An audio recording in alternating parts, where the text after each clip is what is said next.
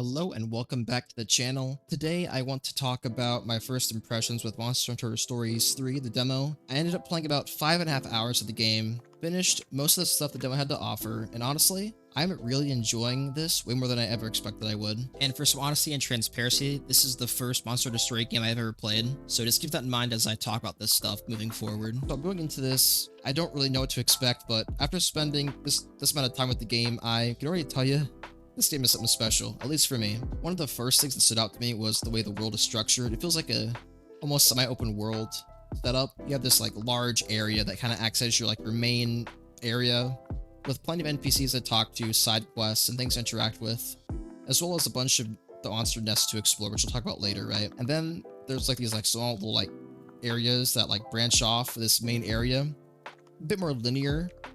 But maybe they lead to different regions in the full game. I'm not sure, as the whole map is probably locked, but it's not fully open world in traditional sense, but it feels open enough to keep exploration fun without being overwhelming, which I like. Another thing I noticed immediately in this game, it kind of reminded me of Digimon a little bit in a really cool way, was the egg mechanics. Eggs are basically everything, right? So you're constantly searching for them, to find monster dens, right? Grabbing eggs, you have to cycle through the eggs and pick which one you want to bring back with you. And you want to bring them back so you can hatch them, right? And each egg you get is pretty good, right? You get different monsters you want to hatch, and you can build your team based off of that. And the fact you can bond with them and then ride them just makes this even better, right? Really gives the game that raising your own team RPG feeling that Digimon and Pokemon are known for, which I really do enjoy.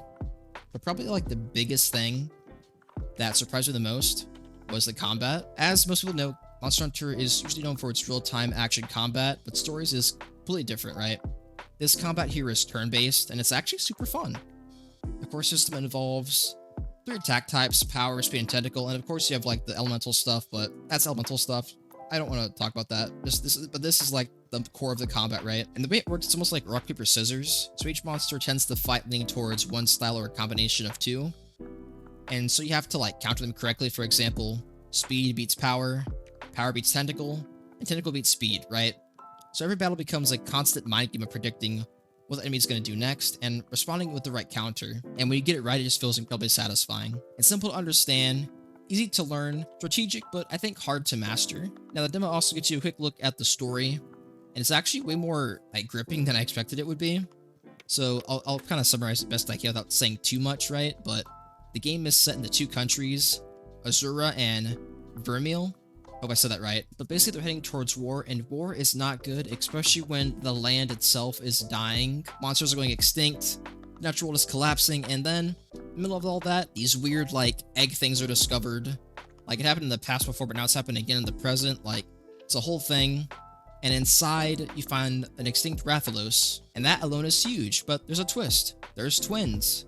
And apparently twins are bad. And some stuff happens, the queen betrays the kingdom, and she leaves, leaving you with the other twin, right? And so right away, the story's going for something a bit bigger and more emotional than a typical spin-off, I think, with both games I've played, right? And I feel like this game might head towards down the path of the writer and your Rathalos, right? A journey to probably stop a war from happening or something like that, right?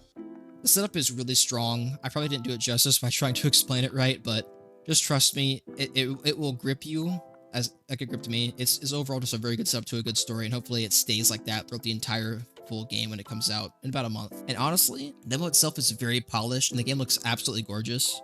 The art style is bright, colorful, and just fits the world perfectly. Everything just feels so storybook-like, which I feel like it fits the game since it is called Monster Hunter Stories. The RPG stuff is, like I said, simple, but yet really engaging and easy to learn, but also hard to master. But at the end of the day, it still feels like Monster Hunter, and I love that. But the only issue I really ran into was screen tearing when using VSync, even though my frame rate was capped at 60, which is my monitor's refresh rate. Other than that, no major complaints.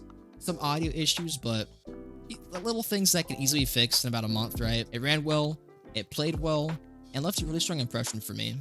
So overall, after about 5.5 hours with the game, I'm pretty excited for it, right? Exploration is fun, monster hatching and looking for eggs is addictive, combat is pretty fun and surprisingly deep if you decide to really engage with it. I think this story has a lot of potential, right? And again, I'm someone who's completely new to the series, right?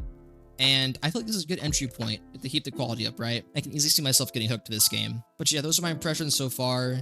Did you play the demo? Monsters did you hatch? And what did you think of the combat system? Also, as a side note, if you do plan to get the game on PC, I would check out Grimmin Gaming for a really nice discount, 18% off.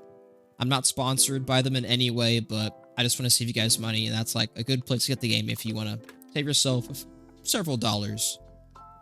Let me know in the comments down below. I'd love to hear your thoughts. And if you enjoyed the video, make sure to leave a like and subscribe. I'll see you guys in the next video. Peace out.